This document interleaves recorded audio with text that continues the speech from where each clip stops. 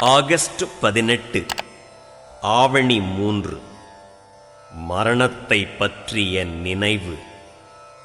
சூரியனிடத்திலிருந்து இருளை காண முடியாது. பகவத் சிந்தனையில் ஆழ்ந்திருப்பவர் உள்ளத்தில் மரணத்தை பற்றிய நினைவு வருவது இல்லை. அப்பர் சுவாமிகளுக்கு மெய்யுணர்வு வந்தபொழுது மதம் மாறினார். அதை குறித்து பழைய மதவாதிகள் அவரை படாத பாடுபடுத்தினர். அவரை கொல்ல முயன்றனர். கடவுள் எண்ணத்திலேயே நிலைத்திருந்த அவருக்கு மரணத்தை பற்றிய நினைவே வரவில்லை. யார் கடவுளை சாட்சாத்கரிக்கின்றனரோ அவர் மரண நினைவை கடந்து விடுகின்றனர்.